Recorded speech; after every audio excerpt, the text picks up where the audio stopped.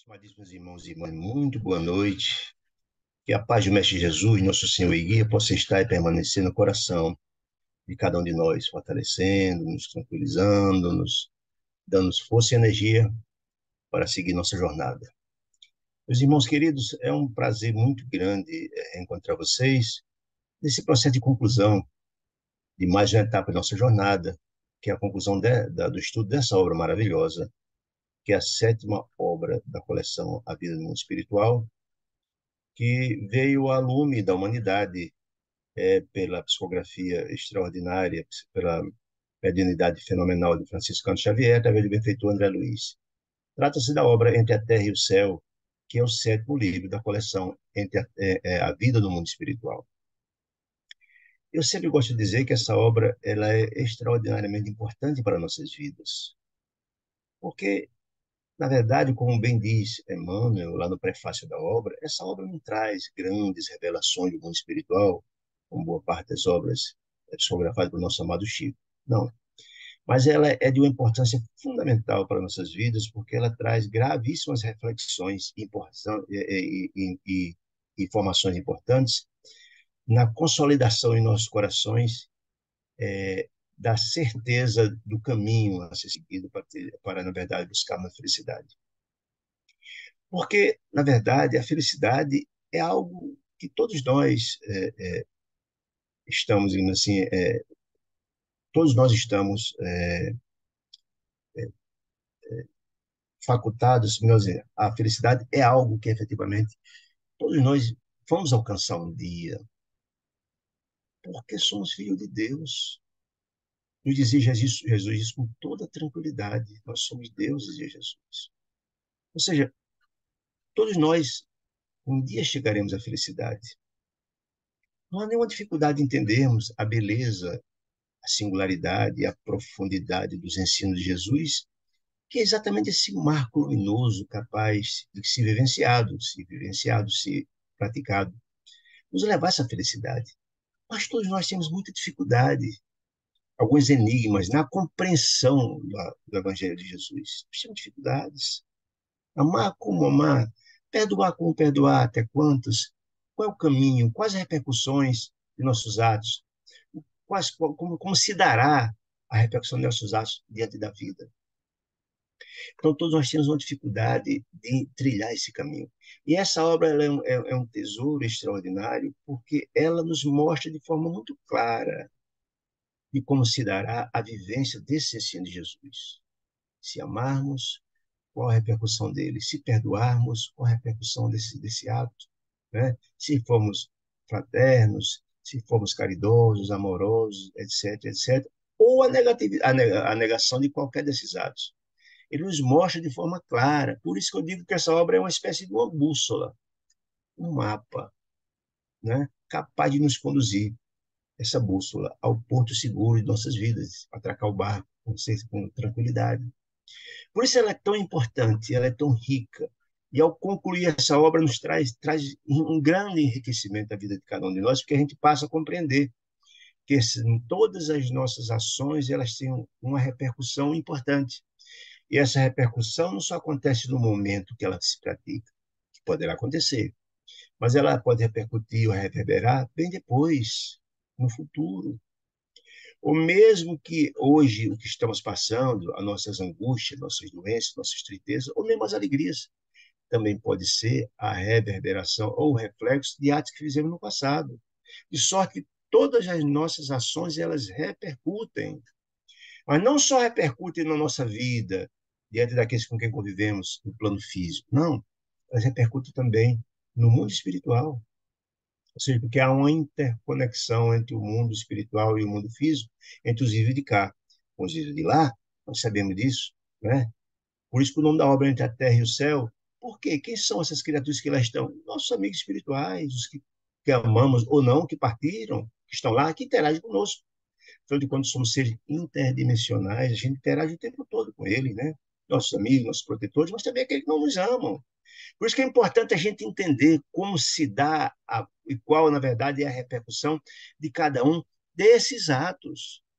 Por isso esse livro é tão precioso. uma espécie de tesouro, digo eu, porque nos mostra de forma muito clara as repercussões disso. E assim a gente pode, ao ter compreensão disso, pode dar uma aplicação muito maior, muito mais zelosa, muito mais cautelosa, muito mais operosa à nossa reencarnação, como sendo esse instrumento o meio que Deus nos concede, nos fornece para atingirmos os fins que é a felicidade. Mas muito mais do que isso, mostra a beleza, o amor de Deus, o Criador do universo, que é nosso Pai, que envia todos os esforços para nos erguer, para nos apoiar, para nos educar. O tempo todo ninguém está sozinho, gente, ninguém é encaminhado para a reencarnação, tem que uma fila para reencarnar, não funciona aí assim. É um processo complexo, um processo que eu chamo de reengenharia espiritual. Todos nós já fizemos um grande trabalho de preparação para reencarnar, juntamente aqueles que precisamos nos encontrar. Deixar claro isso. Nós encontramos aqui as figuras felizes, ou alegres, ou tristes, ou de complexo, de choque, aqueles que precisam nos repactuar, ou nos ajudar, ou ajudarmos a eles, ou nos ajudar. Está dentro dessa grande teia, dessa complexidade da família universal, e que Deus faz tudo o possível, todo o possível, para nos reentendermos, nos repactuarmos, né? E possamos nos entender para seguir nossa jornada, que é a felicidade que Deus deseja. Então, essa obra mostra tudo isso de forma clara, objetiva, mostra o amor de Deus que atende a todos os filhos de forma absolutamente igualitária, desde as criaturas que habitam as resplandecências das regiões excelsas do mundo espiritual, ou aquele que habita ainda as regiões abissais de dor, né? Os pântanos de dor nas regiões trevais, todos eles têm assistência do Pai do mesmo jeito. Diz André Luiz, que não há um infeliz que não tenha um mais feliz que ele que o ama e o assiste. Quem é esse? Os emissários de Deus, os membros da família universal, nossos irmãos mais velhos, que zelam, primo, nos ajudam em nome do Pai, para nos soerguer, para seguirmos em frente. Então, essa obra é essa beleza de informação. Então, ao concluir essa obra, a gente traz um manancial de informações aos nossos corações muito grande, e enriquece muito mais que ele possa ser útil, não só nessa encarnação, mas também no futuro de cada um de nós. É isso, meus amados irmãos. Então, vamos começar, então, esse capítulo 39, que traz um arremate final. Nós temos agora, no trabalho, no grande plano estabelecido pelo mundo espiritual de pacificação de um grupo de irmãos, de espíritos, que se desentenderam no passado longínquo, lá no final do século passado, ainda na época da Guerra do Paraguai, se desentenderam, contraíram uns com os outros débitos gravíssimos, né? E que Deus, no seu imenso amor, na sua imensa bondade, fraternidade, vem enviando os emissários de Deus a ajudar essas criaturas. E essa ajuda não só se dá quando eles estão encarnados aqui, não, gente. Deixa claro, esse grupo de espíritos encarnou algumas vezes, e no mundo espiritual foi trabalhado, ajudado, assistido, né? Visando a todos eles passaram, e todos nós passamos, um processo de requalificação, podemos assim colocar, né? Um trabalho que é feito de reciclagem dos nossos conceitos e estudos, visando via aqui a Terra para bem cumprir esse processo, a jornada. Então, é uma jornada. Somos espíritos na busca dessa atitude, né? E a assistência de Deus é imensa. Então, a cada vinda nossa aqui, nós somos preparados no mundo espiritual. Viemos com a carta, com o mapa reencarnatório, com as nossas missões. Muitas das vezes as missões são difíceis e os espíritos ainda frágeis, não conseguem cumprir, cumpre uma etapa, volta de novo, se recicla. E essa grande luta. E a gente viu desde o primeiro capítulo do livro, com esse novelando lá para cá, esse grupo de espíritos, trabalho incansável dos benfeitores espirituais em nome de Deus, fazendo reuniões com aqueles encarnados que querem cumprir missões, para que eles possam bem cumprir as missões, junto àqueles que estão do lado encarnado, ou mesmo junto aos desencarnados, quando, na verdade, o encarnado está em desdobramento, conversa, de reuniões preparatórias, visando os passos seguintes daquele projeto que foi estabelecido muito lá atrás, de repacificação. Então, tudo isso fora feito lá para cá, né? E o trabalho incansável de uma equipe de espíritos operosos, visando essa repactuação gradativa, trabalhando cá e lá, né? E nesses capítulos finais, nós estamos vendo exatamente a final dessa jornada de repacificação de todo esse grupo. Aí a pergunta, bom, aí está resolvido o problema, ou seja, repacificado, são anjos? Não, muito pelo contrário. Eles foram encontrados, foram colocados no caminho, com nossas jornadas. Lembrando que somos espíritos eternos, E a jornada é longa, né? E depende do estágio de cada um de nós. Dependemos, às vezes, demoramos mais ou menos para captar as informações ou compreender os conceitos do Evangelho de Jesus, visando o nosso processo evolutivo, certo? Bom, então, esse capítulo 39, vamos ver aqui ponderações. Eu vou aqui fazer rapidamente as considerações, começando o capítulo, para a gente relembrar. Volto a dizer, quem não estudou o livro e esteja assistindo esse capítulo aqui, desejar, naturalmente, entender essa maravilhosa obra, é só entrar no endereço lá do YouTube da Sociedade de Estudo Espírita de Natal, e lá tem todos os vídeos do estudo, não só desse livro, mas das obras, desde o nosso lar até agora, são 122 vídeos, esse é o 123, onde a gente estuda, vem estudando capítulo a capítulo, mostrando a riqueza, essa beleza que é essa obra, a vida do mundo espiritual, psicografada pelo nosso Chico, através do benfeitor André Luiz, certo? Então está lá e é fácil entender. Eu não tenho como, infelizmente, recapitular sempre tudo em cada capítulo, senão fica cansativo e antididático até. Muito bem. Então, vou começar aqui a leitura, desculpa, do capítulo 39, denominado Ponderações. Desculpem. E diz assim, onde a Alice vai narrar. Decorrido o mês, sobre os responsais de Silva. Quem é Silva, gente? E que casamento foi esse? Mário Silva é hoje encarnado, ele, na verdade, ele é um enfermeiro, mas é a mesma criatura que também era enfermeiro lá na Guerra do Paraguai. Lá tinha o nome de Esteves, certo? Bom, ele casou-se agora exatamente com quem? Com Antonina. E quem é Antonina? Hoje, Antonina, fora a época da Guerra do Paraguai. Lola Ibarruri. Quem era Lola Ibarruri? Era uma cantora, uma musicista, uma dançarina, muito bonita, que à época ela era casada e vivia com Leonardo Silva. Entretanto, desculpe, entretanto, ela abandonou Leonardo Silva, Leonardo, para, na verdade, ficar na época, com Esteves, Leonardo Pires, melhor dizendo. E esse fato, essa traição, redundou, quando, na verdade, Leonardo descobriu, envenenou Esteves, que veio a falecer envenenado com um copo de vinho. Então, há um compromisso grave do passado entre eles. E no decurso de todo o livro, a gente viu todo o trabalho que foi feito pela espiritualidade, visando a repactuação desse grupo.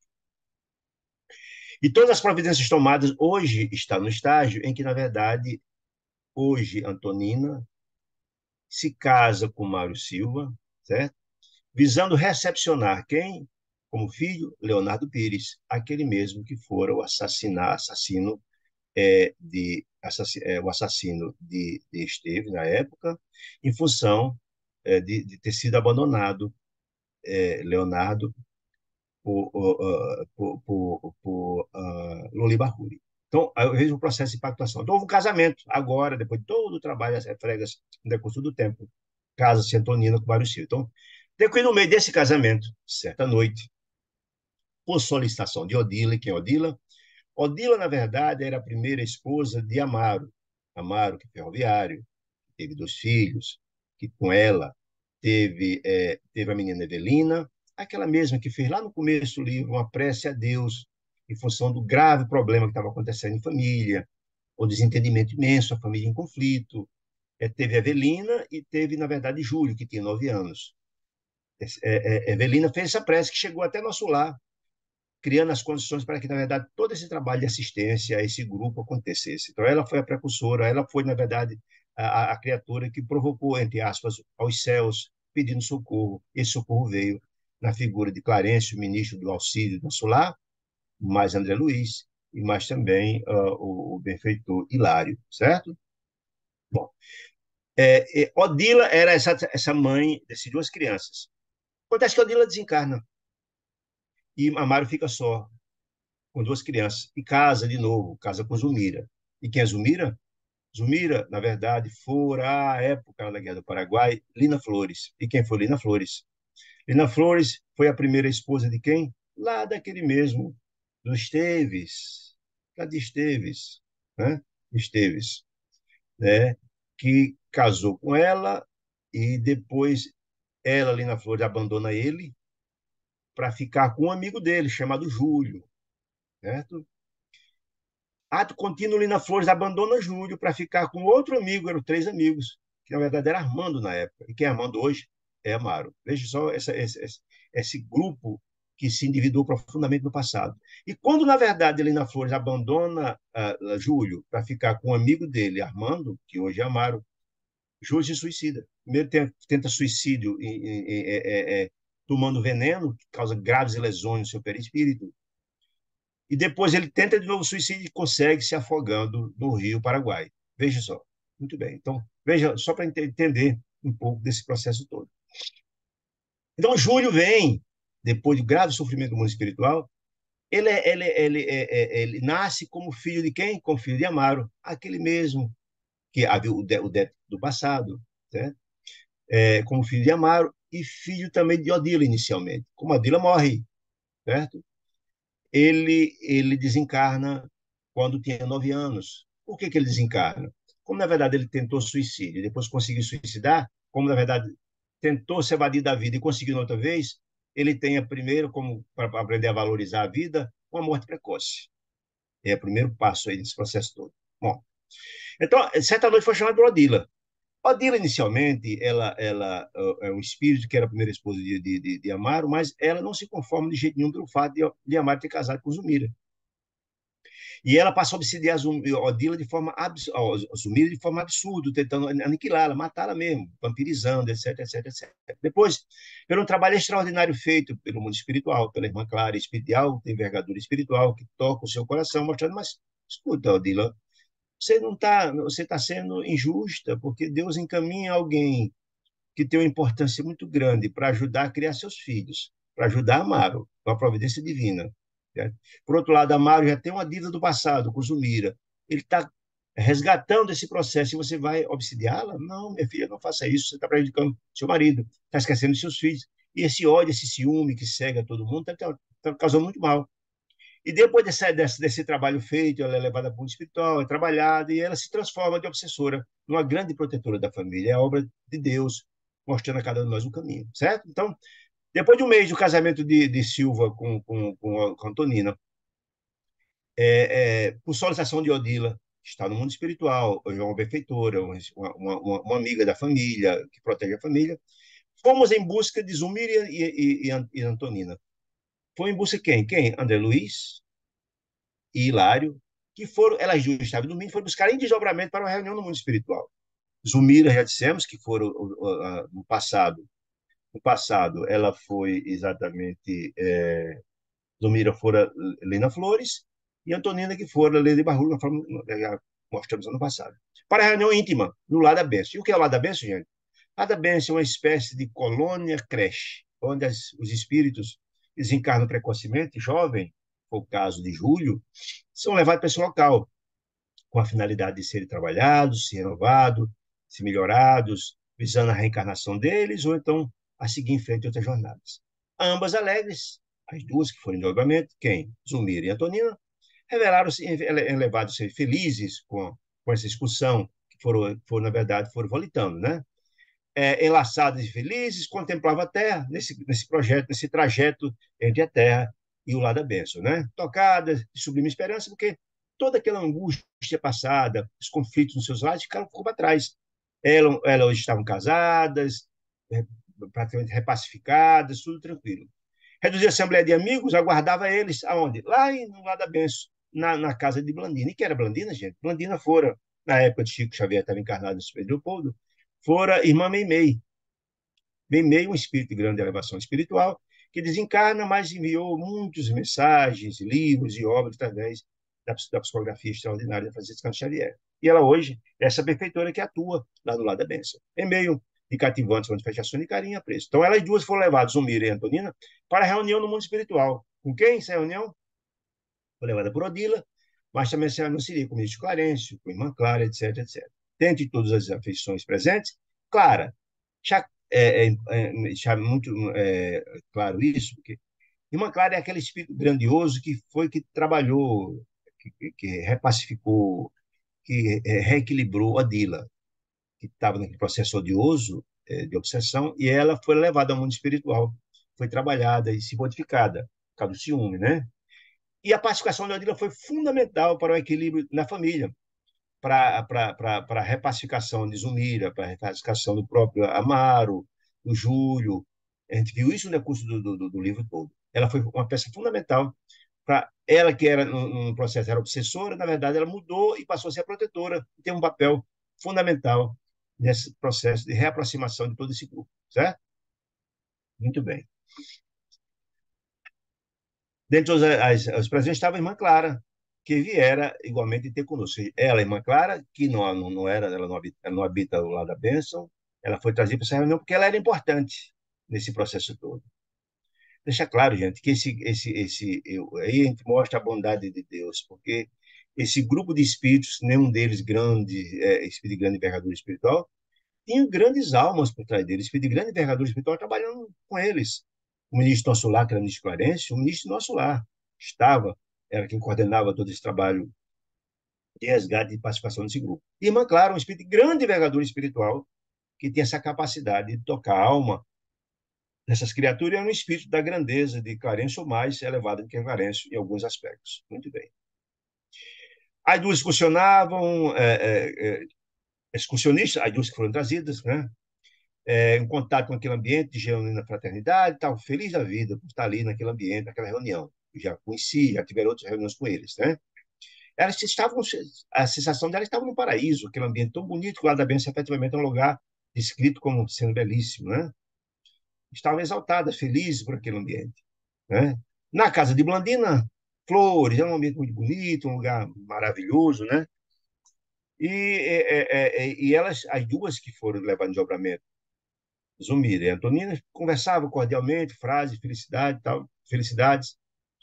E então, aquele ambiente de beleza e tal, quando a Antonina, que era, em princípio, mais elevada espiritualmente do que Zumira, mais lúcida, portanto, perguntou, então, escuta, mas por que nós somos trazidos aqui? Somos felicíssimos, reconhecidos, alegres demais, eu gostaria de saber qual a razão de que fomos trazidos aqui, mesmo reconhecendo a beleza, a felicidade está lá, né?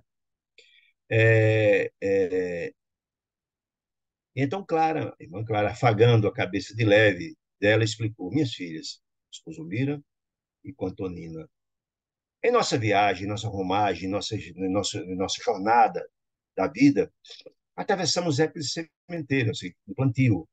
Todos nós plantamos, plantio. E tem a fase de colheita. Nós temos a fase de plantio e de colheita. Você colhe quem planta, né? Tanto bem quanto mal.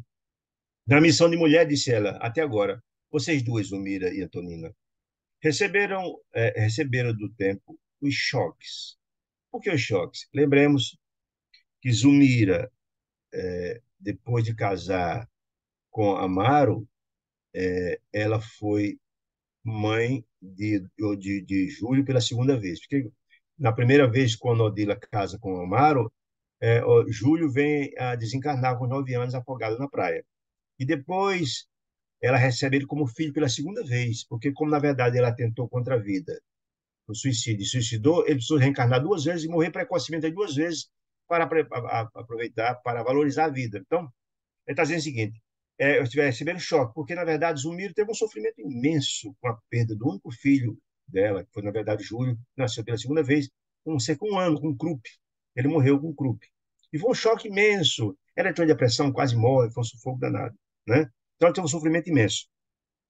Por outro lado, a Antonina, que o passado dela lá atrás, lá com Luli Barruri, ela teve um casamento profissional muito difícil, casou com um homem rude, que o ignorava, que o agredia e tal, que a agredia. Foi mãe de 4 filhos, e esse camarada abandonou ele com as 4 crianças. Imagina no começo do século, sozinha, teve que trabalhar arduamente. O marido abandonou, simplesmente.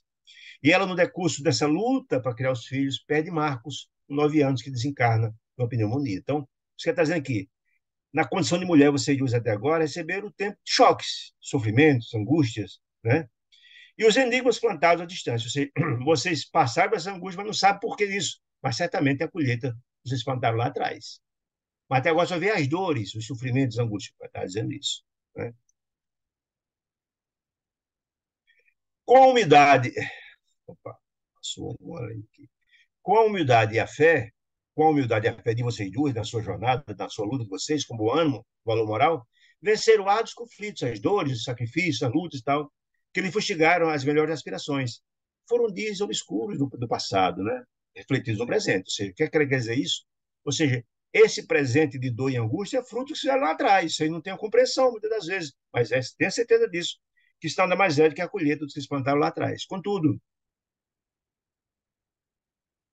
disse Manclara, agora acerenou-se-lhes a estrada, ou seja, aquela fase mais complicada, mais dolorosa, de provações muito difíceis, passou, disse ela. A paciência a que se devotaram evitou a formação de nuvem de revolta. Ou seja, vocês passaram por essas grandes dores, essas grandes angústias, mas enfrentaram com resignação, com coragem, foi com revolta, etc. Né?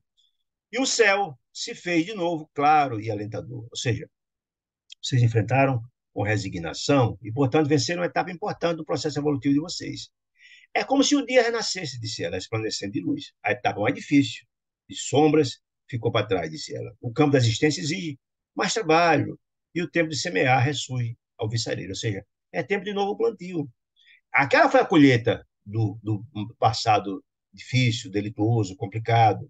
É agora a hora de plantar a nova semente, sadia, na boa terra, adubada, para dar os bons frutos. A palavra em torno, a palavra que a conversa que estava acontecendo em paralelo da sucessor, todo passou a ouvir ela, a fala de irmã Clara, que era muito elucidativa. Né? Agora, disse ela, o que a oportunidade favorece, que agora, que a oportunidade, esse momento novo, favorece a renovação, a transformação, a melhoria, a evolução, disse ela, a renovação, é preciso saber reconstruir o destino, ou seja, plantar boa semente, adubar, cuidar do terreno, para que essa plantinha que vem sair nascer terra possa ser uma grande árvore, trazer grandes frutos. Não esqueçamos isso, disse ela. A vida reduz-se a triste montão de trevas, a vida reduz-se a triste montão de trevas quando não se faz plena de trabalho. Ou seja, quando na verdade você deixa o campo inculto, não vai dar nada. Não vai dar nada na época de chegar. As épocas difíceis não tem o que colher, porque você não plantou. É isso que ela quer dizer. Fujamos à velha feira das lamentações, né? Onde a inércia vende os seus frutos amargosos. Ou seja, as pessoas só reclamam, só reclamam, só reclamam. Nada faz para melhorar, não sai a inércia. É a feira das ilusões que ela fala. Para levantar, porém, a escada de nossa ascensão, para o processo evolutivo, para seguir nossa jornada de evolução, disse ela, é imprescindível banhar o espírito, cada dia, na fonte viva do amor que recompensa a si mesmo, com a alegria de dar-se, fazer para o próximo, colocar-se a serviço, sermos fraternos, amorosos, bondosos, caridosos, né? O Pai Celestial é onipresente, ele está em todo canto. Deus está em todo lugar do universo, sempre, né? Através do amor que satura o universo. O sentimento divino que vem do Pai, de Deus. É a corrente invisível quem quer se equilibre os mundos e os seres. Do trono excelso, diz ela, do trono do Pai. Nasce o eterno manancial que sustenta o anjo na altura e alimenta o verme no abismo. Ou seja, do coração augusto do Pai, promana todo dia e o tempo todo as energias sublimes, o quantum do Pai, o amor de Deus que desce no fluxo que desce, no refluxo, que desce e sobe, desde as regiões mais excelsas, a região de dor, dos vales de dor e sofrimento, o tempo todo. E esse amor de Deus que é igual para todos nós, o tempo todo sobe e desce, cada um recepciona em conformidade com o estágio evolutivo de cada um de nós. Está dito por Clarencio lá no capítulo 1, ele está reforçando aqui, né? E nesse o amor de Deus beneficia tanto o anjo, o ser mais excelso, mais sublime de todos, né? Mas também o verme no abismo, ou seja, desde o ser mais sublime ao ser mais infeliz dos vales de dores e sofrimentos e trevas, o benefício de Deus chega. Quer dizer, Deus ama todos absolutamente igual. Quero dizer isso. Aí, sobre a mulher. A mulher, disse Maclara, é uma taça em que o sábio, e todo sábio, Deus, deita a água milagrosa do amor, com mais intensidade, para que a vida se engrandeça. É na mulher onde na verdade, as almas se reiniciam a sua jornada no processo reencarnatório, né? Na maternidade tão sublime, né? É a missão magnânima das mulheres. Irmãs, sejam fiéis ao mandato recebido, a missão dela. O que quer dizer com isso, gente? Isso quer dizer que desde o começo está no mapa reencarnatório tanto de Zumira quanto de Antonina a maternidade de novo, a maternidade das duas, a maternidade que precisa voltar de novo, Júlio, não, um pouco mais na frente, através de Zumira, e a maternidade de Leonardo, que vem através de Antonina, tudo absolutamente em harmonia com todas as questões do passado e dentro desse processo de pacificação que Deus estabelece para cada um dos seus filhos. Muito bem, muito bem. Aqui. Em muitas ocasiões, disse irmã Clara, quando nos prendemos à lama do egoísmo ou vismo do ódio, ou seja, quando colocamos nossos corações cheios de ódio e de egoísmo, egoísmo, o sentimento de Jesus, é um dos grandes cânceres da humanidade. Só pense em você, esquece dos outros. Pense em você, ou do ódio, poluímos um líquido sagrado. Qual o líquido? Aquele mesmo, fala da água sagrada, que ele fala lá, tá, enche a taça de Deus, né? Transformando em veneno, aquele líquido sublime do amor, aquele líquido sublime do amor, a água mineral do amor, em veneno destruidor. Guardemos cautela, disse ela. O preço da verdadeira paz reside no sacrifício de nossas existências. Ou seja, a gente tem que colocar-se, precisamos colocar a enxada na terra, parar a terra, tem que colocar o nosso amor. A missão da mulher é muito sublime na maternidade. Mas, olha, quando as criaturas só pensam em si, esquecem, assumindo o compromisso com a maternidade, quando na verdade, essas criaturas, quando têm o ódio, só pensam nelas, engravidam, abortam, convenientemente esquece os compromissos que existem. Ninguém engravida por acaso, o acaso não existe, né? Ou por ódio, por revolta com o companheiro, ou alguma coisa do gênero, né? Você está dizendo aqui, o preço da verdadeira paz reside no sacrifício, ou seja, você precisa passar por aquela vivência para dar oportunidade que esses irmãos que precisam ser pacificados no passado venham através de você nessa missão sublime da maternidade, né? Não há sublimação sem renúncia, disseram. Não tem como a gente atingir os píncaros do processo evolutivo sem a renúncia. O que é renúncia? Renunciar a si próprio. É abrir mão da sua comodidade, só pensar sobre você, para pensar nos outros, para pensar na família, pensar no bem-estar da família, pensar em assistir o próximo. Né? Então não há sublimação sem renúncia. Não. Quando você pensou em você, você ignora os outros e fica no seu estágio que se encontra. Ninguém se sublima sem renúncia. O que, na verdade, a caridade não é renúncia, você abre mão do seu tempo de lazer, de descanso e tal, para socorrer o sofredor, no hospital, se vir numa sopa, se vir visitando um doente. Não é assim? Não há sublimação sem renúncia no castelo da alma. Como não há purificação no cadinho. O que é o cadinho, gente? O cadinho é aquela vasilha onde era colocado o ferro em brasa para ser derretido, lá para purificar, para transformar o ferro. Não há purificação no cadinho sem o concurso do fogo, que é a crisola, que purifica os metais. Do mesmo jeito que não há purificação no cadinho, também não há. Na vida, sublimação sem renúncia, está me dizendo. Claro, citou Antonina, particular, e aduziu. Filha, nossa, falando para Antonina, nossa Zumira compreende hoje, sem necessidade de maior incursão no passado, ou seja, sem fazer a grande incursão no mergulho do espírito para mostrar o passado doloroso dela, o santo dever de asilar o pequeno Júlio no santuário materno, ou seja, de ser mãe de novo de Júlio. Pela terceira vez, filho de Amaro, que é uma peculiaridade interessante. Eu não ponto de vista na literatura espírita, numa encarnação só, a pessoa ser pai do mesmo espírito 3 vezes. Amaro foi nessa aqui, né? E Zumira pela segunda vez, que a primeira vez que ele nasceu como filho de Amaro foi com Odila. Nasceu pela segunda vez, de novo Júlio, morreu com 1 ano, certo? E vai ser de novo, pela terceira vez. Cumprindo a missão dele de 2 reencarnações difíceis, que morreu precocemente, agora vem uma livre dos dramas do passado, livre para seguir sua jornada na busca da felicidade. Então, Asila Júlio, do Santuário Materno.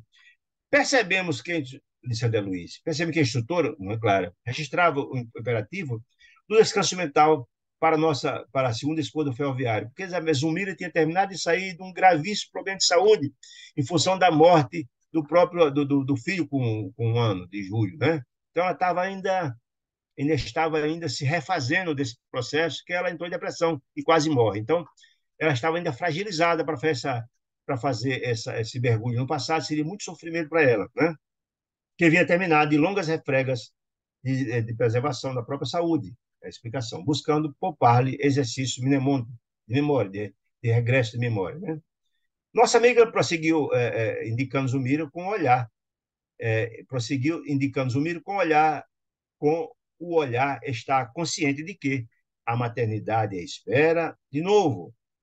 Zumira vai ser mãe de novo de Júlio, em tempo breve. E você, Antonina, com a irradiante bondade que habitualmente lhe marcara a expressão fisionômica, acentuou.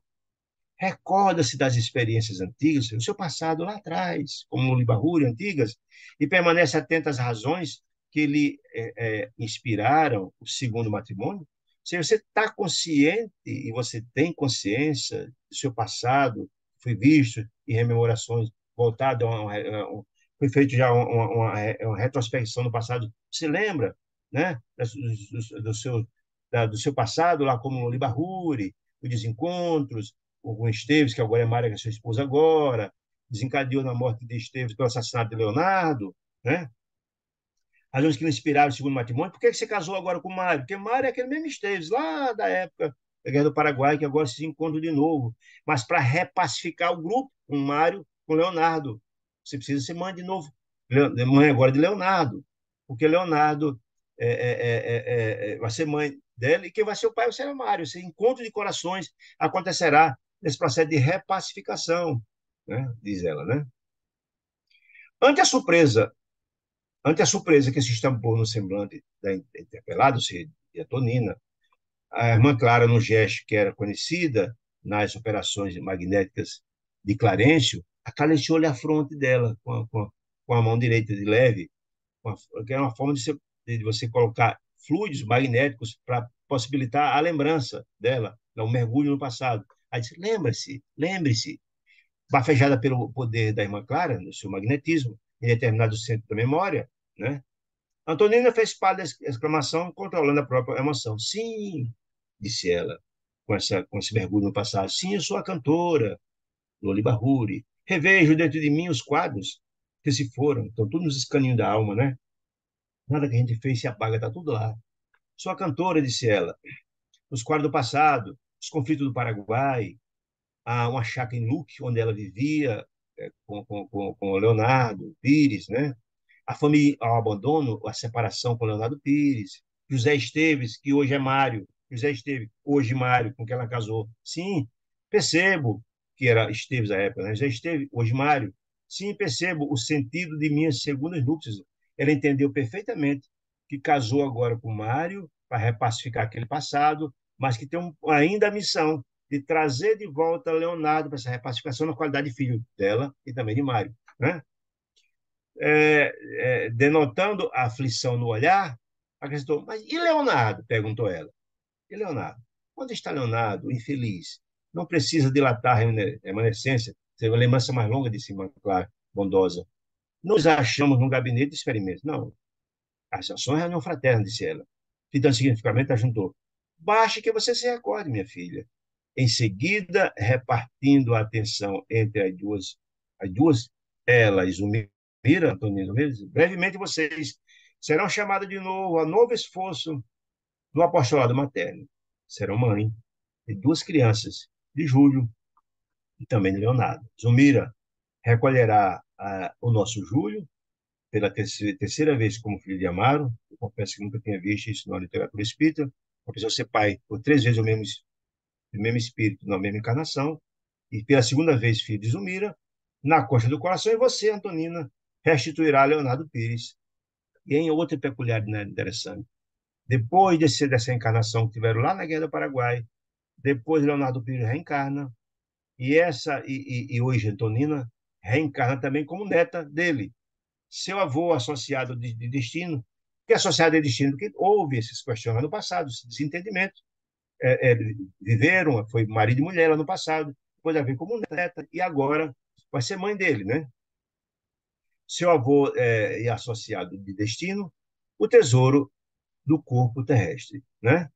No santuário doméstico, diz Irmã Clara, as afeições transviadas se recompõem. As afeições do passado, os conflitos, tudo aconteceram, transviadas se recompõem. É a possibilidade da recomposição, da repacificação, a fim de quê?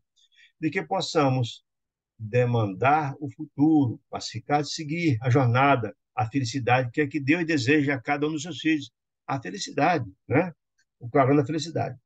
Filhas, disse ela, disse irmã Clara, ninguém avança no processo evolutivo, ninguém avança sem saudar as próprias contas do passado. Não. Disse Jesus que todos nós vamos pagar até o último ceitinho, até o último centavo de nossa dívida, né? Se transfere dívida, né?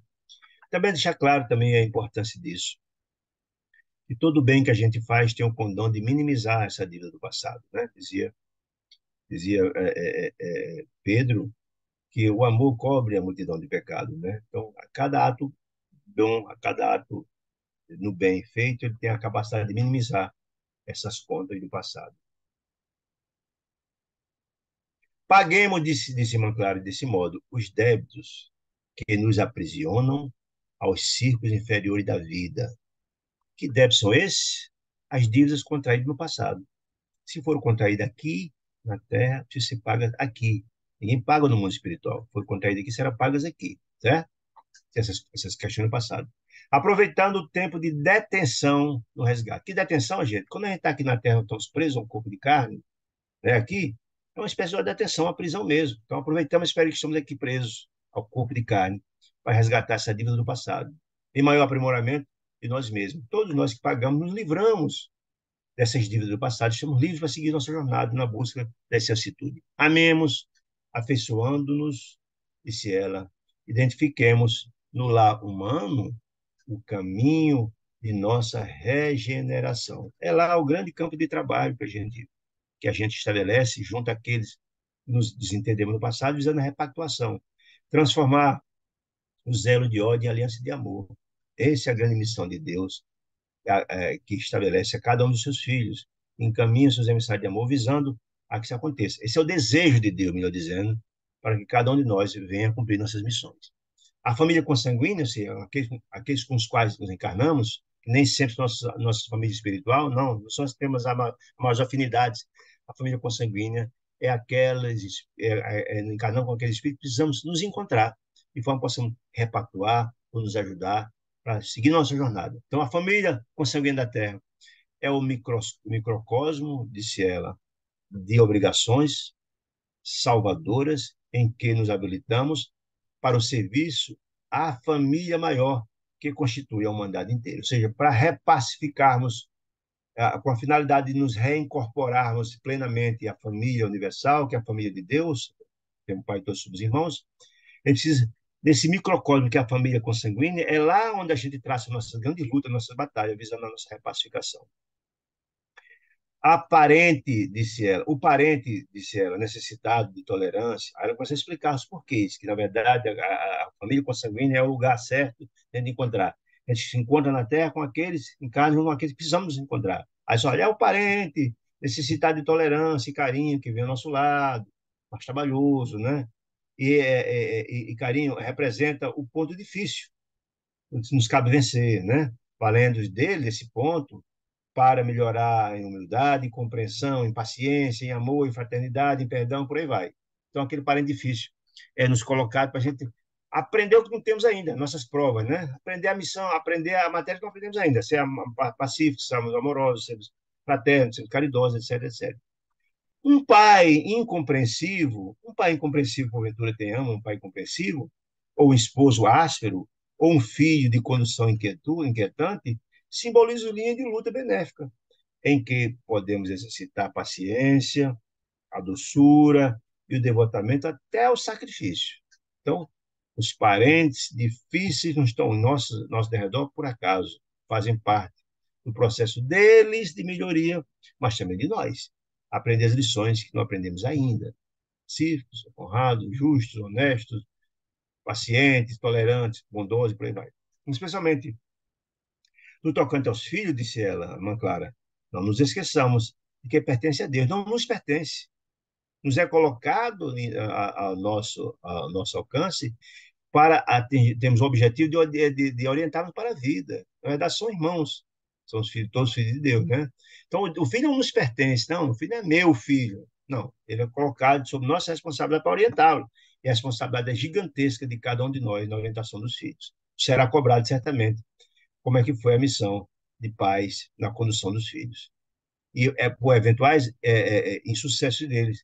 Se, se, se for por culpa nossa, responderemos por isso com certeza. Né? Muito bem. É por isso que nos, assim, isso aqui. Na esfera carnal, a providência divina nos sela a memória. Sela como? Nos fecha a memória. Esquecemos o passado. No favor do renascimento, envolvendo-nos com um sopro renovador de abençoada esperança. Se lembrássemos tudo que fizemos no passado, a repactuação seria muito difícil, sabendo quem prejudicou no passado ou quem prejudicamos. Seria quase impossível. Essa união entre os espíritos que é no passado é a possibilidade da convivência. Imagine a experiência extraordinária. Você gerar alguém em seu âmago, que alimenta através do umbigo, durante 9 meses, depois na coxa do seio, e os cuidados no dia a dia. Então, essa união, esse estar junto, é um favorecimento extraordinário para a repacificação dos espíritos. Né? Muito importante. Muito bem. Não nos cabe olvidar que os filhos são sempre laços preciosos da existência, requisitando-nos equilíbrio e discernimento em todas as decisões. Para desobrigar-nos, disse ela, da grande tarefa que a maternidade nos impõe, disse ela, é imprescindível estender-lhes o psiquismo diferente, entender-lhes dos filhos o psiquismo diferente do nosso. Ou seja, os filhos são igual a gente. A gente tem que aprender a compreender que cada um de nós somos criaturas individuais, com suas peculiaridades, com seu estágio evolutivo, cada um tem um estágio diferente. Então, cada um tem um psiquismo, e a gente tem que aprender a respeitar isso e ajudar a moldar da forma que é possível para tentar moldar esse espírito, seguir sua jornada de evolução. E exigir a moldar o psiquismo diferente do nosso e exigir muitas vezes um tipo de felicidade que não se harmoniza com o nosso de ser. Ou seja, exercitar a paciência, a benevolência, a indulgência, que nós sabemos que não dá para exigir dos outros. Comportamento de anjos não são anjos, né? A benevolência é com todos. É fundamental, como diz Jesus. Saibamos assim prepará-los, nossos filhos, sem egoísmo, para o destino que lhes compete. Ou seja, a grande missão dos pais é orientar os filhos na sua jornada. Né? É um carinho escravizante, aí traz também uma informação importante. O carinho escravizante, ou seja, aquele amor, aquele carinho que deixa o filho fazer tudo que quer, isso não é amor, não, gente. Isso é negligência, né? Nós, em vez de estarmos ajudando a aprimorar aquela criatura, estamos deixando de fazer tudo que ele quer, a gente está apresentando um mundo que é real, é real. Se a gente fizer tudo que o filho quer, no dia que ele tiver que enfrentar o mundo real, ele vai ver que o mundo é esse, vai sofrer muito mais, se pode, inclusive, se extraviar, cometer graves erros, né? Então, o carinho escravizante de ela assemelha-se ao mel envenenado, redando-nos à sombra. Nós temos que entender que o papel do pai e do filho é orientar. E orientar significa contrariar quando está errado. Está errado, contraria. Não pode pactuar com o erro do filho, porque diz que ama. Não, isso é um erro grave. Você está abrindo mão de orientar para a vida, que é fundamental. O papel dos pais são esses. Conservemos nosso espírito arejado, possibilidades, arejado pela justiça, ou seja, deixar claro que nossa conduta junto aos filhos, nossa orientação, tem que ser pela justiça divina, o que é certo, fazer o que é certo. Não compactuar com o erro do filho, dizendo que ama. Né? Justiça. Para que a nossa afetividade, o nosso amor, seja uma bênção e não um estorvo, um erro, que os filhos, quando não errando, os pais não ter delineado, não ter feito as correções quando precisava ser feito. Eu sempre vejo o processo de orientação para a vida dos filhos como aquele oleiro que prepara aquela peça lá maravilhosa feita lá de barro, né? Que ele prepara a peça e quando ela está mole, você pode moldar. Depois que endurece, aí fica difícil. É a mesma coisa, né? Então, depois que a cerâmica enxuga, o filho é assim, tem a fada da orientação. Depois de consolidar, de adulto, é para mudar, é muito complicado. E a responsabilidade será sempre muito grande dos pais que não tomaram a medida que já tomar, né? Então, só, sempre, aí, só, a efetividade será uma bênção com a responsabilidade de educar os que nos cercam na escola do trabalho salutar. Você fazer o certo, o correto, uma vida operosa, um trabalho justo, honesto, correto, etc, etc. Na pausa que surge, espontânea, Zumira perguntou então à irmã Clara, abnegada benfeitora, como agir para solucionar os problemas com segurança? Como agir para educar de forma adequada? Vocês superaram, disse ela, os dias alarmantes da crise espiritual. Passou, faz muito difícil, disse ela. E questionaram, e conquistaram, disse ela, o desejo de reestruturação do próprio destino. Ou seja, já estão numa fase já ultrapassada de muitas dores e angústias. Agora é uma fase nova, com mais esclarecimento, com mais equilíbrio. Agora, repitamos, é tempo de semear. Ou seja, aquela colheita dolorosa do passado ficou para trás. Agora vamos criar um outro patamar de compreensão, outra vivência, né? Vamos plantar boa semente agora e trabalhar para que essa semente efetivamente dê bons frutos. Valorizemos a oportunidade de reaproximação, ou seja, de repacificação. Vocês estão recebendo criaturas que foram inimigos do passado, com débito do passado. É um momento importante com a maturidade que vocês têm agora, com a vivência, de fazer todo um trabalho diferente, de renovação, de repacificação, de amor, de fraternidade, porque só assim vocês darão um salto na evolução de vocês, mas também estarão ajudando aos seus filhos desse mesmo salto, na busca dessa altitude, né? São vocês os dois núcleos das duas famílias, de Antonina e Zumira, dois núcleos de força suscetíveis de operar valiosas transformações nos grupos domésticos, em que se ajustam, pelo equilíbrio que vocês têm. Vocês serão a porta de chegada ao mundo de duas criaturas que se entenderam no passado, para a renovação e a transformação. Façamos da amizade o entendimento fraterno, que tudo completa. Está dando a receita do bolo, né? Assim.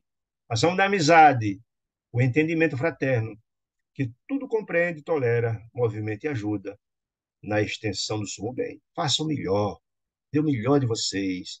Não abram mão das orientações corretas. A vizinhança e a convivência do dia a dia, ali ao lado a lado, e a convivência, no fundo, são dons que o Senhor nos concede a benefício do nosso próprio reajuste. Ou seja, a convivência diária, a trazer no âmago, o papel de cuidar na doença, no sono, no andar, no comer, na dar de comida, de cuidar da doença. Isso esses liames, essa vizinhança, essa convivência, é um presente de Deus nessa possibilidade de repacificação, de criar laços de amor, de fraternidade, de entendimento. Por que Zumira e Antônio prosseguem? Pergunta nova, Clara acentuou. Não temam, minhas filhas, fiquem tranquilas. A prece, minha filha, disse ela, é o fio invisível de nossa comunhão com o plano divino. Ou seja, na hora que tiver com dificuldade, lance uma prece. A prece é uma conversação, uma conexão com o Pai, com Deus, na hora da dificuldade. Peça orientação de benfeitores espirituais, que através da prece que a gente recebe as emanações, recebe as intuições de como agir. Então, na hora da dificuldade, não esqueçam que a prece sempre terá repercussão e é através dela que vocês se conectam não só conosco, mas com as entidades que os guardam, que os ajudam, né? A luz da oração viveremos todos juntos. Nós, inclusive, ela dizendo, a própria Clara. Em todas as dúvidas, prefiramos para nós a renunciação construtiva. Ou seja, numa situação, e é importante aprender a renunciar, gente. Na hora da dificuldade, abra mão da sua noite de sono para cuidar do seu filho, para ajudar na tarefa da escola, para ajudar no cuidado da doença, no cuidado etc. Renuncie um pouco do seu momento. As pessoas só pensam só egoísta, só pensam neles, negligenciam do cuidado dos filhos. Como é que será depois? Né? A responsabilidade será imensa de ver os filhos que não aprenderam as lições, porque você não se dispôs a. Infelizmente, a gente vive hoje uma situação muito difícil de órfão de pais vivos, né? Os pais, no final de semana, em vez de cuidar, ou no dia a dia, quando chega em casa, cuidar dos filhos, vão sair por aí, beber, fazer as folias, deixar os filhos jogados e terminam sendo adotados pelas criaturas das ruas, né? Os traficantes de droga, infelizmente, por aí vai. A responsabilidade imensa dos pais sobre isso. Se a responsabilidade do nosso lado é facilitar a solução dos problemas de ser. A responsabilidade é nossa. Ninguém pode abrir mão de ser pai e mãe. Não, a responsabilidade é nossa. A escola pode dar educação, pode dar orientação, mas a educação é a responsabilidade inalienável dos pais. Não nos esqueçamos de ser do privilégio de servir. Servir é um privilégio, gente. A gente recebe muito mais do que dá, essa é a grande verdade. Né? Logo após o pequeno Júlio foi trazido, lembro que Júlio ainda no lado da bênção, esperando para reencarnar. Foi trazido ao recinto por vasto cortejo de garruas, crianças risonhas, brincando, estava junto com um grupo. Porque agora Júlio está tranquilo, está normal, todas as questões dele do passado, as sequelas que tinha do perispiritual já estão todas tranquilas, está bem para uma reencarnação normal, você podia estar agora com as crianças. Lembra da primeira desencarnação dele, ele ficava recluso, cheio de dor, com a ferida na garganta, aquela confusão toda, agora estava tranquilo.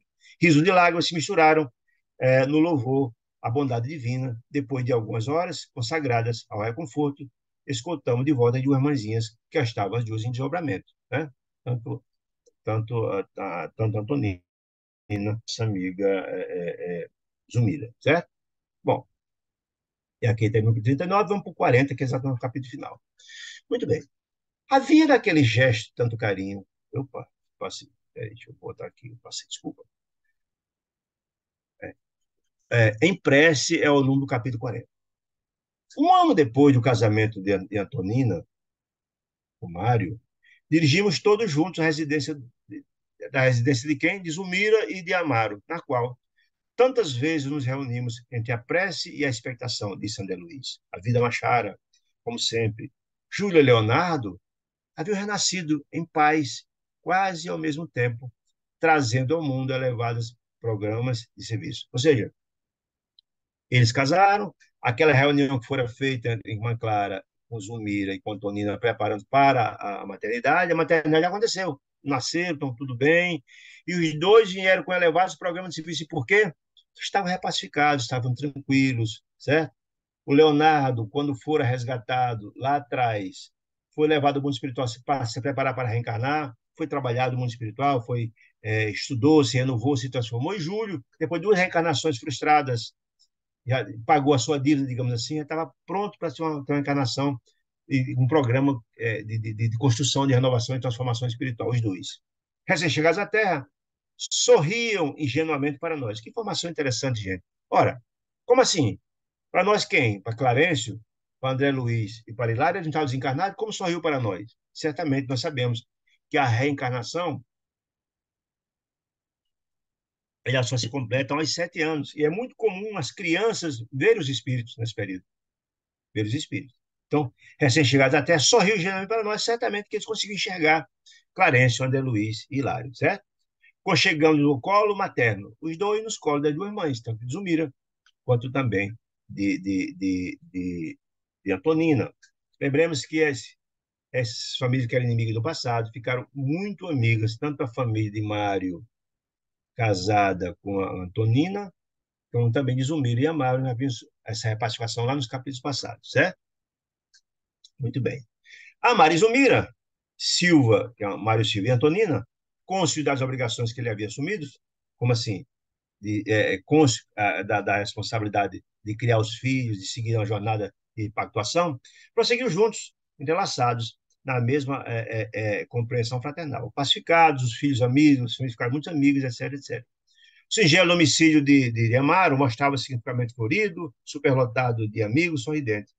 Lucas Evelina, lembra no capítulo 38, foi visto que, na verdade, Evelina, que é a filha mais velha de Amaro e de Odila, que já tinha cerca de 15 anos, para 16 anos, que no casamento lá no casamento de Antonina com Mário, ele estava lá, já começou a se namorar com Lucas. Lucas, na verdade, é irmão de Antonina. Veja a ligação desses grupos todos, dessas famílias todas, né? E havia uma missão espiritual deles dois se casarem para trabalhos na esfera espiritual importante aqui na Terra, certo? Lucas e Evelina celebravam os esposados, ou seja, nesse dia, depois de um ano do casamento de Antonina, ia haver o casamento agora da filha de Amaro, com Odila, que é Evelina, e de Lucas, que é a irmã de Antonina. Muito bem. Estão agora narrando a cena do casamento.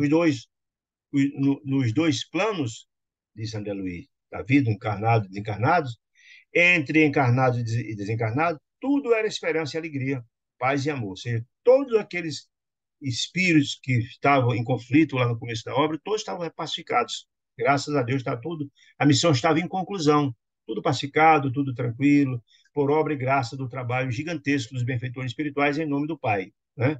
Como diz André Luiz, Deus assiste o homem pelo homem, certo?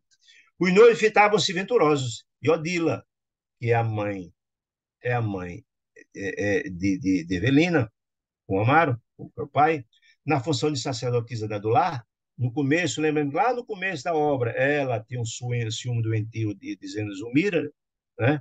E obsidiava e tentou matá-la e tal, mas hoje ela foi transformada pelo trabalho magnânimo realizado pela irmã Clara, ela se pacificou, entendeu a sua importância. Zulmira não tinha Odila não tinha no passado graves máculas, apenas o ciúme doentio que deixava ela cega.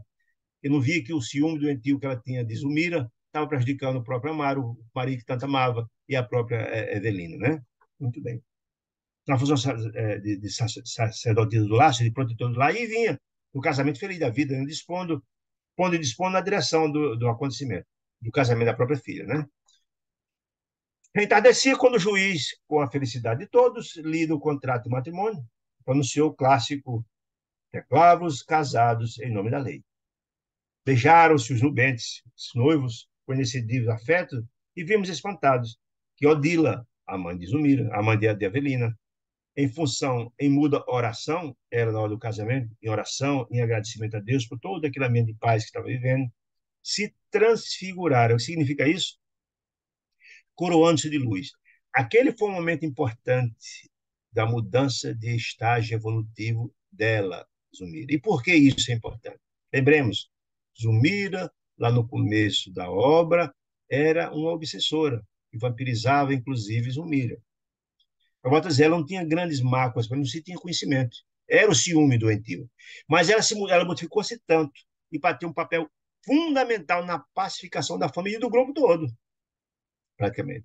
No grupo de Zulmira, no grupo de Zulmira, no grupo de Amaro, no grupo de Júlio, ela tem um papel fundamental nessa pacificação de todas essas pessoas, né? Muito importante, né? Por isso ela ali teve um salto evolutivo. Ela transfigurou as coroas de luz.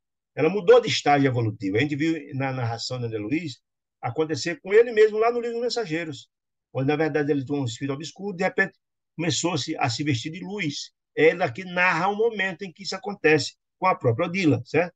Desvelou os olhos, que se nos afigurava mais lúcidos, depois do novo estágio que ela conquistou, mais lúcido, e contemplou a filha, Evelina, embevecidamente, feliz demais, né? Obedecendo, porém, a secreto impulso dela, ninguém sabe de onde vem esse impulso, ao invés de caminhar na direção de Evelina, lembra que ela estava desencarnada, a Odila, né?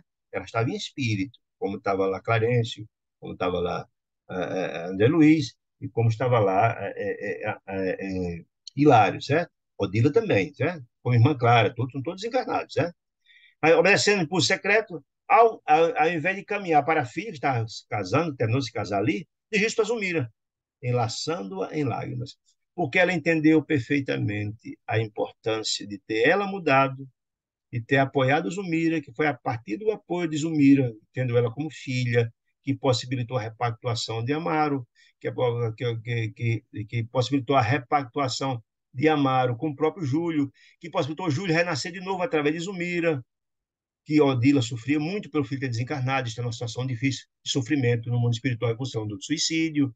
Então, Odila foi fundamental para essa repacificação, mas também foi fundamental a ajuda dela para Zulmira, que quase morre, desencarna, etc, etc, etc.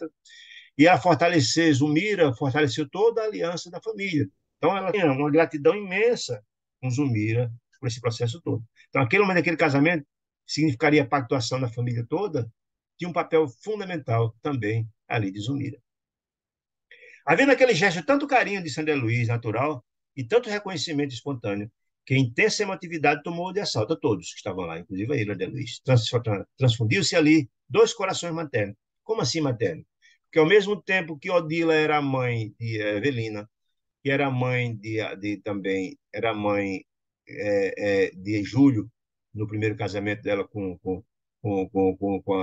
no casamento dela com Amaro, ela, Zulmira, também foi mãe do mesmo Júlio por duas vezes. Na primeira vez, quando o menino morreu com 1 ano de Krupp, e agora mãe de novo, quando o menino nasceu pela terceira vez, filho de Amaro, pela segunda vez, filho dela. Mas ele também era filho também de Odila no primeiro casamento, certo? Então, seguraram-se ali dois corações na mesma vibração de paz. A Aurida, na vitória inferior, pelo dever bem cumprido. Vocês venceram os ódios, trocaram as alianças de ódio, o zelo de ódio por aliança de amor, graças a Deus. Em volta na faixa de ternura em que se via mergulhada, a segunda esposa de Amado, Zulmira, começa a chorar. Por quê? Por quê, gente? Lembra que Odila estava desencarnada, mas veio e abraçou ternamente Zulmira, que sentiu a energia do abraço dela, do amor que estava ali despendendo a ela, né? E ela começou a chorar de emotividade por receber aquela energia extraordinária do abraço de Odila. Começou a chorar, possuída de inexprimível contentamento, que ela não sabia onde é que vinha, mas estava sentindo a emoção, né? Como se inarticulada melodia do céu lhe invadisse por inteiro o coração, que era exatamente as energias, o magnetismo. Ela estava envolta no magnetismo de Odilas, né? Ali mesmo, homem tocado de fé viva, Amaro, que é interessante que a gente mostre o processo evolutivo de Amaro, que aconteceu lá atrás, cometeu seus erros, mas se comportou resignadamente e corajosamente em todo esse processo de pacificação, foi uma pessoa sempre equilibrada, etc, etc. Ao mesmo tempo, o homem tocado de fé viva, o dono da casa, Amaro, rogou a Antonina pronunciasse o agradecimento a Jesus. Não, assim que terminou o casamento. Lembrando que Amaro é católico, Antonina é espírita, mas ele tinha uma profunda admiração por ela e também pela doutrina, certo? A esposa de Silva, Antonina, não vacilou. Cerrando as pálpebras, fechou os olhos, parecia procurar-nos em espírito. Por que isso, gente? Não é procurar no espírito. Por quê? Ela tinha uma profunda afinidade espiritual com Clarence e equipe. Então, na hora, ela rogou a assistência dos benfeitores espirituais que estavam ali. Né? Ó, como parecia procurar-nos em espírito, criar sintonia com Clarence, etc.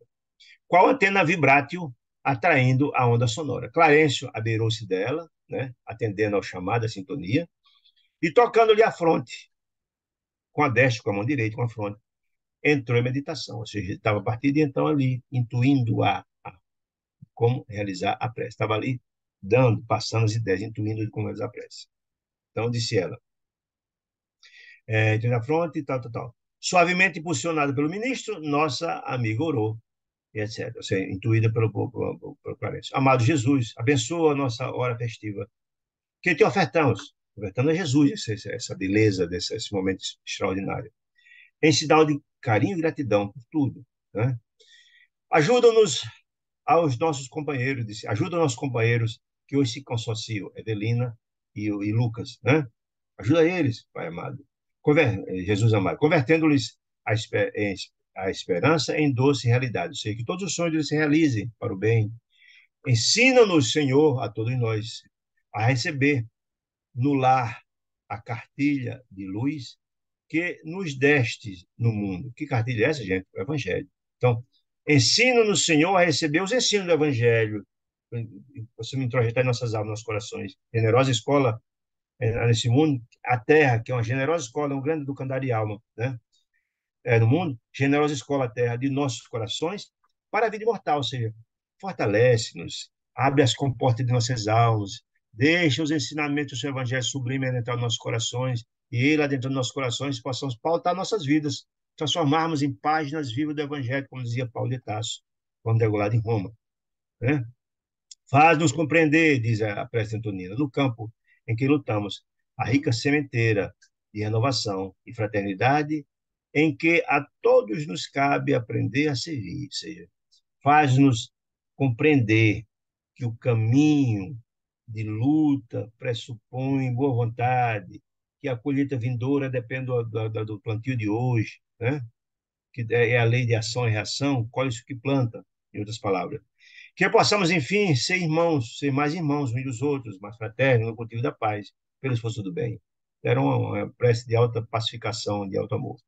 Tu que consagraste, Jesus, a aventura doméstica, a felicidade doméstica, nas bodas de Caná, lá na Sérvia, no primeiro ato do messianato de Jesus, em que, na verdade, transforma a água em vinho para a felicidade daquele ato belíssimo, transforma a água viva nossa, do Evangelho, de nossos sentimentos, em dons inefáveis de trabalho e alegria. Transforma também a nós, a cada um de nós, né? A água viva da fé. Reflete o teu amor na simplicidade de nossa existência. Reflete o amor na nossa existência, como o sol se reflete no fio da água humilde. Guia-nos, mestre, para o teu coração, que anelamos, desejamos, eterno e soberano, sobre nossos destinos, e que a tua bondade comande a nossa vida, é o nosso voto ardente, agora e para sempre, que assim seja. Cala-se Antonina, depois dessa prece belíssima. Doce exaltação emotiva, disse André Luiz. A emotividade, a alegria, a felicidade, a emoção pairavam em todos os semblantes. Odila, sensibilizada, reuniu, foi lá, ela em espírito, né, foi lá e reuniu a Mara e Zulmira nos braços. Abraçou os dois, que estavam juntos, certamente ela abraçou os dois, né, como se eles fossem filhos do coração. Fitei a esposa de Silva, Antonina, de que o ministro se afastara e lembrei à noite que visitei o domicílio pela primeira vez. Quando foi isso, gente? Lembra quando, na verdade, foram levar, foram visitar Júlio pela primeira vez lá na, na creche onde estava no mundo espiritual, no lado da bênção. Ele levou, eles levaram Antonina pela primeira vez lá para visitar o Marcos, o filho dela que estava lá.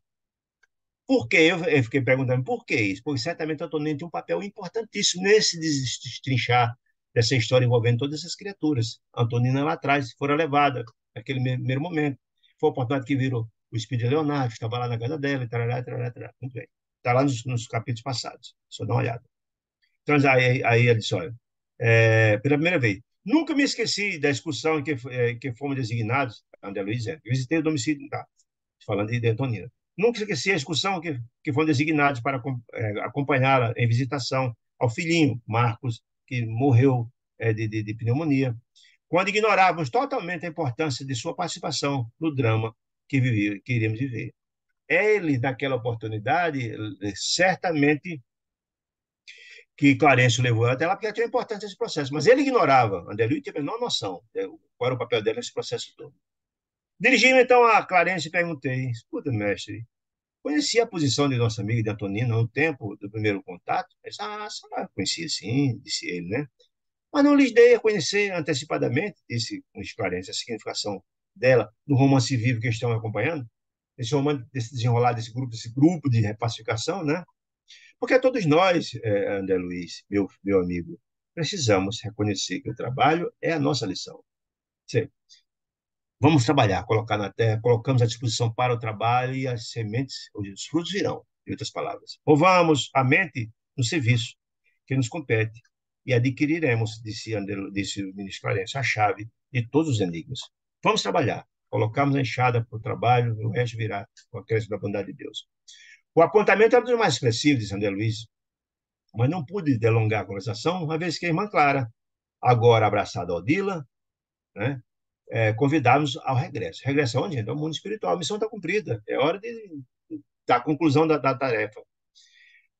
Entre adeuses cariciosos, Lucas e Evelina, que terminaram de casar, haviam tomado o automóvel que nos conduzia à residência, a experiência nova, a lua de mel, em São Paulo. Né? A festa alcançaram o fim.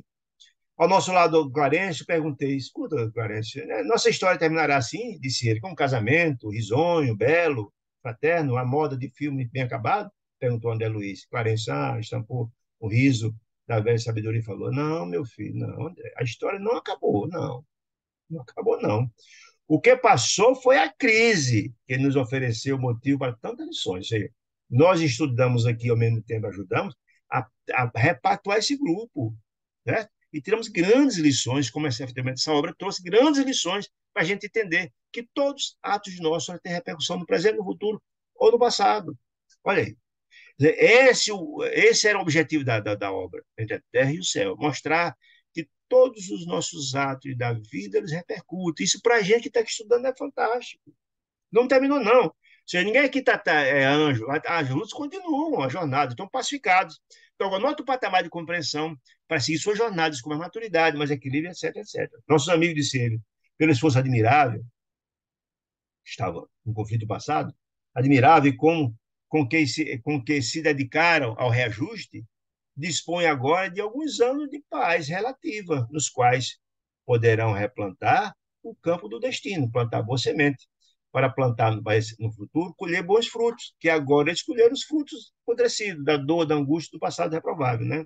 Entretanto, mais tarde, se eles voltarão para aqui, para esse local, para esse grupo, por aqui, a dor e a prova, e é natural que isso aconteça, porque ninguém é santo na sua jornada, muita coisa tem que aprender. Repassicou, mas tem muitas lições que precisa aprender ainda, que não aprenderam ainda, e é natural. Se ele tivesse aprendido tudo, já estava no outro patamar, habitando outros mundos. Não se estão aqui porque precisa aprender muitas coisas ainda que não conseguiram ainda. Né?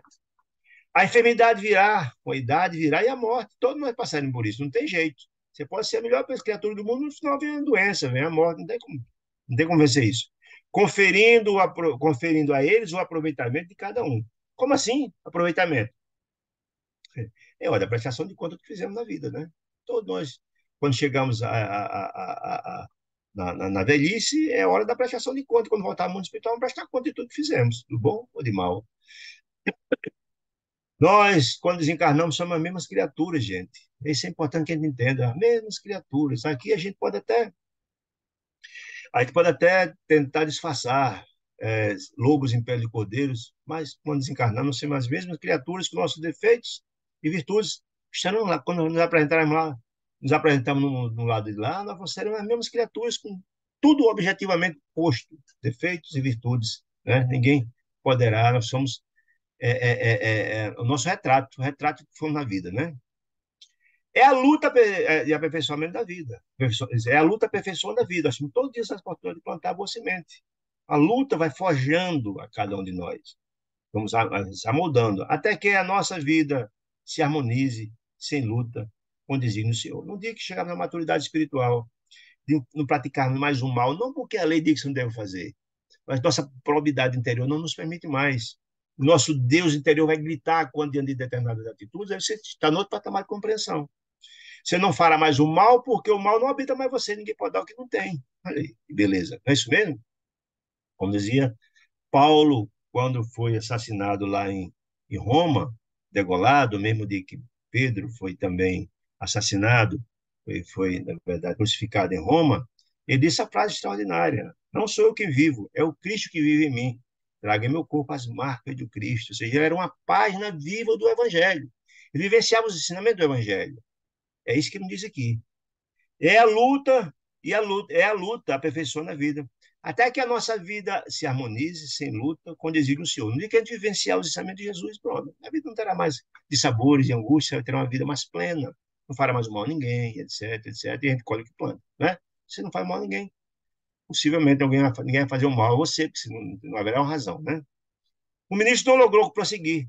Nossa caravana, constituída por dezenas de companheiros que vieram para o casamento, né? Desenganado, iniciaram a volta para o mundo espiritual, missão cumprida, né?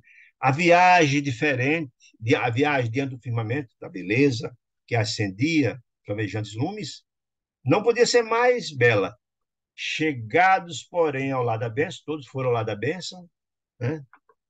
Ao lado da bênção, notamos que Odila chorava copiosamente quando chegou lá. Porque Odila passou a trabalhar em muito lá da benção, na ajuda não só ao menino Júlio, que estava lá para enganar, e passou um bom tempo nessa luta, e ajudar nas tarefas também do lado da benção. Ela tem um papel importante lá junto com Blandina. Aquela alma varonil, disse ela, de mulher valorosa, vencera a batalha consigo mesma. Né? No entanto, não parecia satisfeita com o próprio triunfo. Olha que interessante. Vamos ver aqui. Clara permanece melhor. Onde permanecemos? Opa, se passei uma. Ah, deixa eu ver se. Tá, aqui. Clara, conseguira para Odila brilhante posição de trabalho nas esferas mais altas. Veja que coisa interessante. Ela, aquela mulher que fora obsessora no passado, que desejara inclusive a morte de Odila, de Zumira, vampirizava inclusive, com ódio no coração. Mas ela não tinha grandes máculas. Na hora que ela se entendeu que era uma atitude equivocada, por intermédio de irmã Clara, que tocou a sua alma, que tocou o seu espírito e mostrou, ela transformou-se. E a partir dele passou a fazer o bem incessantemente a todos. Transformou-se completamente. De obsessora a uma grande protetora do lar e ajudar a todos. Então, é aquela máxima de Pedro, que o amor cobre a multidão de pecados. Então, aquele equívoco, aquele erro dela, foi pago com muitos juros, com o bem que ela fez. Ela se gabaritou a transformar-se, inclusive ela teve um salto evolutivo demonstrado ali atrás, né? Tanto que a irmã Clara conseguiu posição de trabalho nas esferas mais altas, inclusive do que o lado da bênção, Maria. O salto que ela deu evolutivo. Contudo, nossa heroína revelava-se em penosa consternação, penetrando o santuário de Blandina, lá no lado da bênção, onde tantas vezes nos reunimos para examinar os problemas que afligiam, que nos afligiam de perto, o ministro abraçou-a paternal e disse: Odila, enquanto celebramos tua vitória, você foi fundamental, sua renovação, sua vitória, porque ela modificou do patamar evolutivo, né? Diz que céu procura, minha filha. Você tem uma dádiva tão extraordinária agora. O que é que você procura? Ela acariciou, ela caminhou para a irmã Clara, beijou-lhe a destra, a mão direita, no gesto mudo de reconhecimento, porque Clara tem, inclusive, não só ajudado ela a transformar-se profundamente, mas agora conseguiu um lugar para trabalhar uma esfera mais elevada, né? E depois, voltando-se para o nosso instrutor, para Clarence, respondeu com humildade: Devotado benfeitor, meu lar terrestre é o meu paraíso, disse ela. É esse paraíso que eu quero. Você tem uma vitória, mas o que céu procura? Não, o meu céu que eu quero é o meu lar terreno, é o meu paraíso. Aí o ministro Clarence, mas não ignoras que o domicílio do mundo não lhes pertence mais, agora eles o mira, né? Sim, concordou ela, dizendo, sei disso, desejo servir a ele, ao lar terrestre, sem que ele seja meu. Eu quero servir. É o desprendimento de servir, de dar sem receber nada em troca. Olha que beleza, né? Amo meu esposo por inesquecível companheiro de vida eterna, abençoando a admirável mulher a quem ele agora pertence, e que passei a querer por filha de minha ternura. O que ela quer dizer? Isso eu compreendi e entendi que Zulmira, naquela casa, é uma emissária de Deus para sustentar e ajudar na vitória que foi exatamente Amaro conseguir vencer os seus débitos do passado, junto a Júlio, junto a ela própria Zulmira. Ela tem um papel importantíssimo. Então, ela foi emissária de Deus desse processo de ajuda, de criar os filhos, etc, etc, etc, etc, etc. Tem a pacificação de Júlio, tal, tal, tal. Ela está cuidando, eu amo profundamente Amaro, sim, e esses amores, a gente já viu isso lá em nosso lar. As pessoas as almas que se afinam profundamente, o encontro acontece ali, tem uma compromisso, e depois Odila vai continuar sendo a esposa de Amaro no futuro. A gente viu isso lá no nosso lar. Ela tem um papel importante, mas a alma dela, que ela tem grande afinidade, não é Amaro em princípio, será uma criatura. A gente viu isso lá no livro Nosso Lar. Certo? Muito bem. Então, olha só, eu quero continuar lá. Amo e desejo quero ela como filho e tal. Amo meus filhos. Que meus filhos, gente?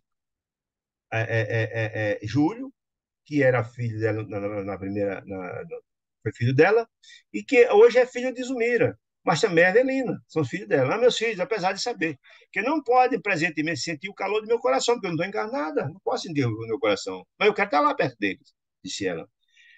Deus sabe que hoje amo sem o propósito de ser amada. Esse é um amor incondicional. Esse é o amor puro, incondicional. O amor condicional é que eu só amo se me amar. Não, esse é amor incondicional. Eu quero amar, sem pode ser amada. Que me propõe oferecer, que me propõe oferecer-me eu, né? Eu me oferecer sem retribuição, sem nada em troca, a fim de aprender com Jesus a dar sem receber, que foi o que Jesus fez a vida inteira. Só deu, né? Olha que desprendimento, né? Renúncia, desprendimento extraordinário. A emoção embargou a voz ao falar assim, de nosso lado, do lado espiritual, disse André Luiz. Tínhamos nossos olhos marejados de pranto. André Luiz, ele, a Hilário, todo mundo estava emocionado com essa atitude bonita, né? Visivelmente comovido, Clarence levantou-se, levantou-lhe a fronte dela, de Odila, submissa, que estava com a cabeça baixada, afagou-lhe os cabelos e colocou-lhe uma flor de luz no peito. É uma flor de luz, é uma flor plasmada, né? E exclamou, onde permanece o nosso amor, aí fulgura o céu que sonhamos. Olha que coisa linda. Onde está o nosso amor? Lembra que Jesus falava que a gente tira as boas coisas do bom tesouro do nosso coração? Está aí a materialidade disso. Ou tira as más coisas, mas tesouro do coração. No caso, ela está tirando boas coisas, exatamente. Que ele diz, o amor, onde permanece o nosso amor, aí figura o céu. Mereces o paraíso que procura. E você conquistou, disse ele. Retorna, ó Dila, ao lar, quando quiseres. Ser para o teu esposo e para as almas que o seguem o astro de cada noite, o sol, né? A bênção de cada dia. O amor puro outorga-te a você, ó Dila, esse direito. Você conquistou esse direito. Volta e ama. E quando te ergueres do vale humano, disse ele, teu coração será como faixa de sol, trazendo ao Cristo quando eles todos encarnarem, os corações, que pastoreais, você é a pastora desse rebanho belíssimo, no campo imenso da vida. Olha que coisa linda. Vá, ama. E o fruto você colherá mais traz. Junto a esse que você, esse espírito que você tutela, todos eles. Odila ajoelhou-se e lhe beijou-lhe as mãos veneráveis. Nesse instante, funda saudade, André Luiz agora, funda saudade, assomou minha alma opressa, porque lembrou da terra, dos filhos dele também. Né? Experimentei a estranha sensação do pai que busca inutilmente os filhos, arrebatados ao meu carinho. Ave distante das paisagens da vida, ave distante da paisagem que vira nascer os filhos, né? Estou distante dessa paisagem. Vi-me atormentado pelo anseio de recuperar de imediato o meu ninho, a minha casa, a minha família, disse ele. Lágrimas quentes derramaram de meu coração pela costa dos olhos. E temendo perturbar a harmonia reinando naquela cena tão bonita, demandei o jardim próximo e sozinho fitei o firmamento de São Luís, pintalgado de estrelas. O vento que soprava sério, ele parecia dizer-me: confia, meu filho. O perfume das flores, o vento, pode dizer, confia, como sussurrando no ouvido dele. O perfume das flores, de passagem por mim, apelava em silêncio: não te detenhas, meu filho. E as constelações faiscantes de estrelas, pendentes da altura, é, davam-me a impressão de acenos de luz, concitando-me a palavra: luta luta e aperfeiçoa-te, né, disse ele.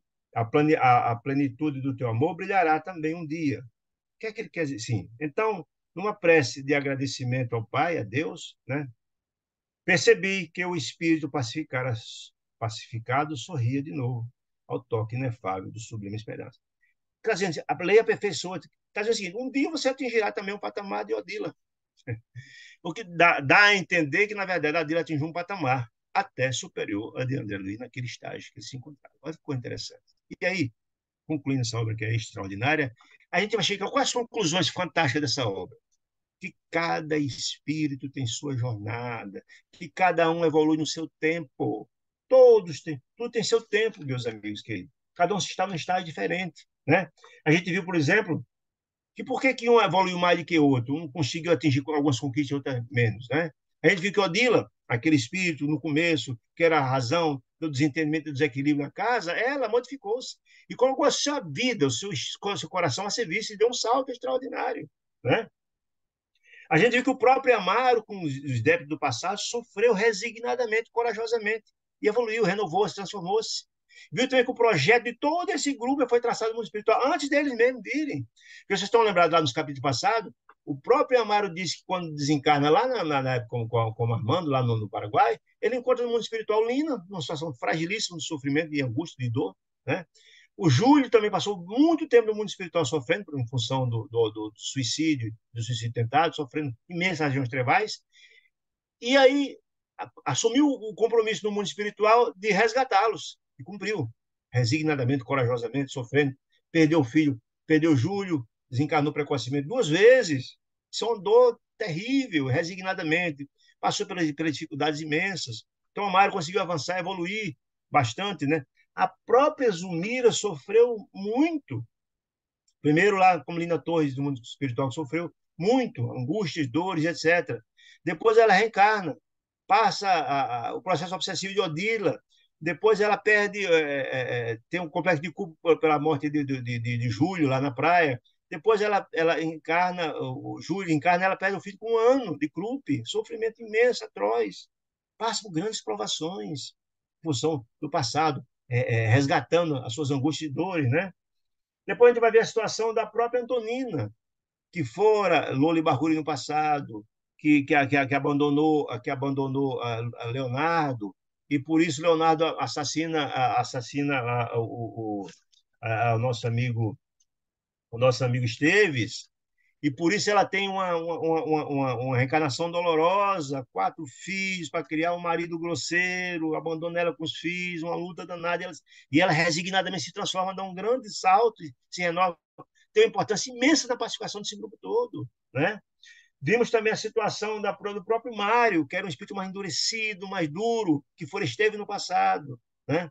Que encarna, passa provações difíceis, complicado demais, ele tinha ódio imenso de Amaro, ódio imenso de Júlio, ódio imenso de Zumira, mas depois ele recapitula pelo trabalho, o amor daquela companheira do passado, que era exatamente a Tonina, que falou de Barulho no passado, e aceita receber, ao final do trabalho feito, o trabalho daqui espiritual extraordinário, de receber, casando com a Tonina, para receber de volta aquele, o seu inimigo do passado, que era Leonardo, né?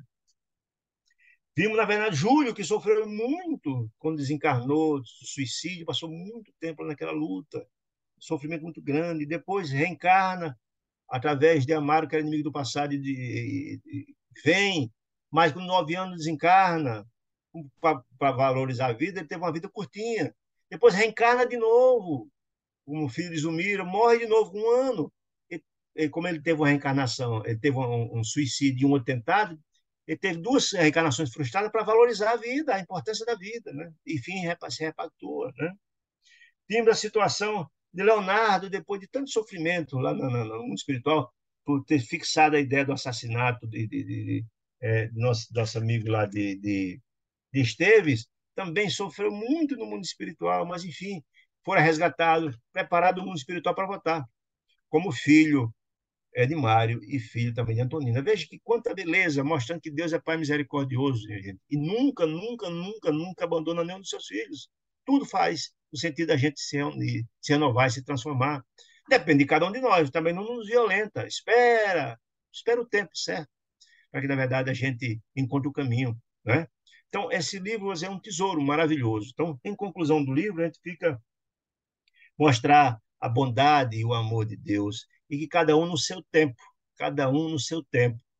e traz informações fundamentais para que a gente possa dar uma melhor aplicação à nossa reencarnação, que a gente possa aproveitar ao máximo para trilhar o nosso caminho na busca da felicidade, de autoiluminação. Tá bom, meus amados irmãos? Então, foi um prazer muito grande conversar com vocês, passar esses dias, esses estudos, foi muito rico. Concluindo mais essa obra, eu vou fazer uma viagem de família agora nos próximos dias.